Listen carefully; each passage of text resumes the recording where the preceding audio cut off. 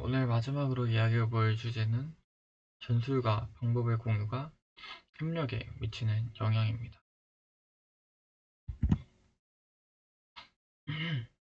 전술과 방법의 공유가 협력에 미치게 되는 영향은 협력의 성공과 실패를 좌우하는 핵심적인 요소를 분석하는 주제로 강의 자료에서 강조된 바와 같이 목적의 일치보다 전술과 방법의 호환성이 더 중요하다는 관점을 중심으로 다룰 수 있습니다.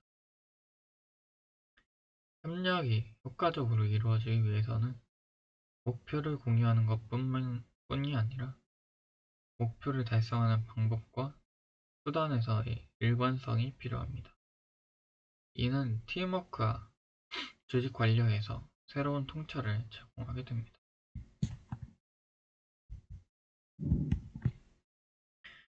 강의 자료에서는 루시 스톤과 이 기독교 여성 금수동맹의 협력을 예로 들어 목적이 반드시 동일하지 않아도 협력할 수 있음을 보여주고 있습니다.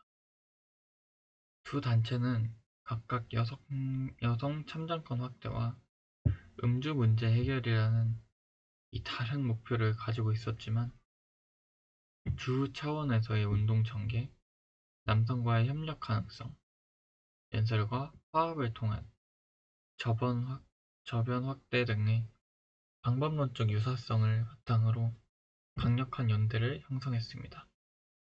이러한 사례는 협력의 성공에 있어서 전략적 호환성이 얼마나 중요한지를 보여주는 예시입니다.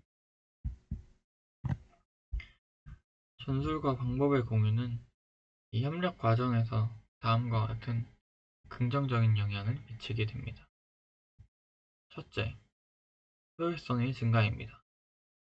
방법론이 일치할 때 구성원들은 이 서로의 역할과 책임을 명확히 이해하고 중복 작업이나 불필요한 갈등을 줄일 수 있습니다.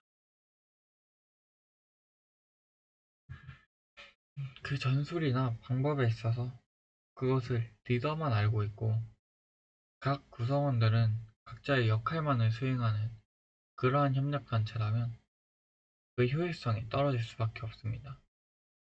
왜냐하면 각 구성원들이 자신이 하는 역할이 명확히 어떠한 결과로 이루어지는지에 대한 이해가 없기 때문입니다.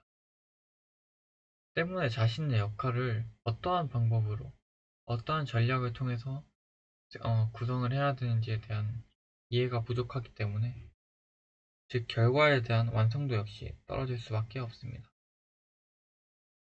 두 번째는 신뢰의 형성입니다. 동일한 방법론을 채택하면 구성원 간의 이해와 소통이 원활해져 신뢰가 형성됩니다. 강의 자료에서 언급된 연구에서는 특정 활동을 함께 수행할 때 구성원 간의 공동체 의식과 신뢰가 깊어진다는 점을 실험적으로 입증했습니다. 첫 번째 내용과 어느 정도 공유되는 내용인데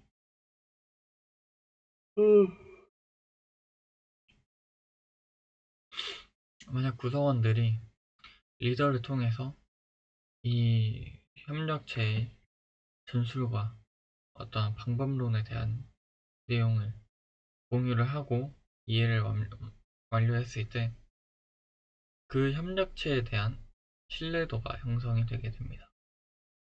때문에 이를 통해 형성되는 협력이라는 공동체는 그 신뢰도 형성을 통해서 더 효율성이 증가되는 그러한 이득을 얻을 수 있습니다.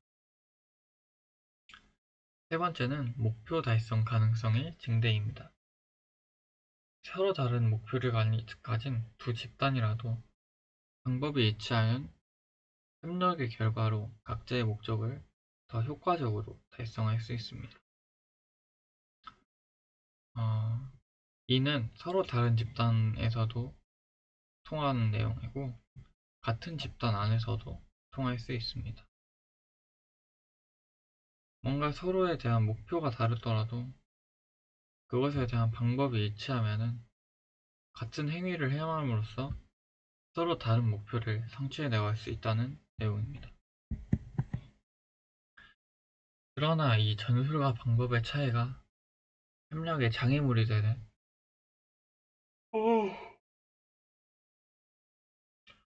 그러한 경우도 존재하게 됩니다.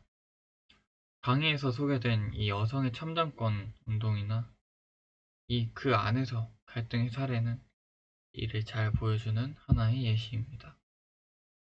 온건파와 막역파 간의 이 방법론적 차이는 협력의 붕괴를 초래했으며 이는 전체 운동의 발전을 저해하는 결과로 이어졌습니다. 이러한 사례는 이 협력 과정에서의 방법론적 호환성이 부족하면 목표 달성이 얼마나 어려워지는지를 보여주고 있습니다. 전술과 방법의 공유는 현대 조직과 사회에서 중요한 교훈을 제시하고 있습니다. 첫째, 조직 관리에서의 적용입니다. 팀이 공동 목표를 달성하기 위해서는 모든 구성원이 동일한 프로세스를 따르도록 해야 합니다. 예를 들어 프로젝트 관리 도구와 업무 방식의 표준화를 통해 팀워크를 강화할 수 있습니다. 이 부분에 있어서 전에 얘기했던 내용이 모두 적용이 될 수 있는데, 우선 서로 간 정보의 공유를 통해서 효율성을 좀 더 증대할 수 있죠.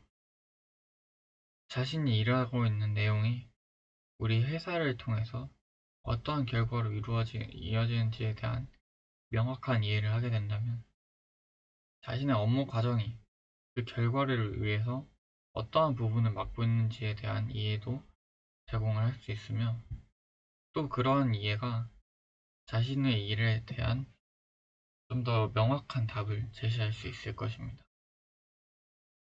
때문에 비효율적이거나 불필요한 일에 대한 제거로 이어질 수 있는 방법이죠.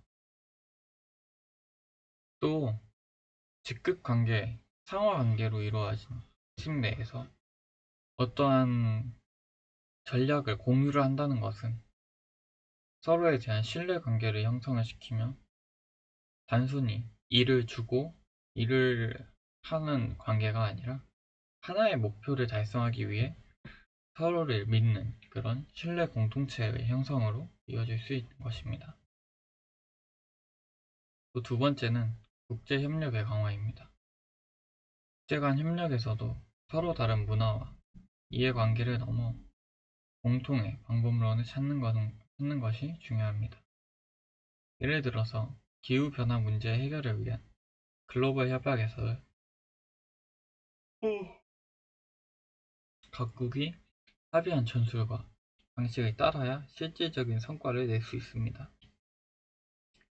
이 부분은 효율성의 문제가 아니라 이것을 달성할 수 있느냐 없느냐의 문제인데, 글로벌적인 문제를 해결하기 위해서는 여러 국가의 협력이 필요합니다. 이 협력에서 방법이 같거나 또는 목표를 같게 설정을 해서 서로의 합의된 전술을 생성을 해내야지 거기에 대한 실질적인 성과를 낼 수 있다는 내용인데, 만약 국가 간의 협력에 있어서 목표가 다르고 그 방법적인 내용조차 다르다면 어떠한 한 국가가 그런 글로벌적인 문제를 해결하기란 불가능에 가깝습니다.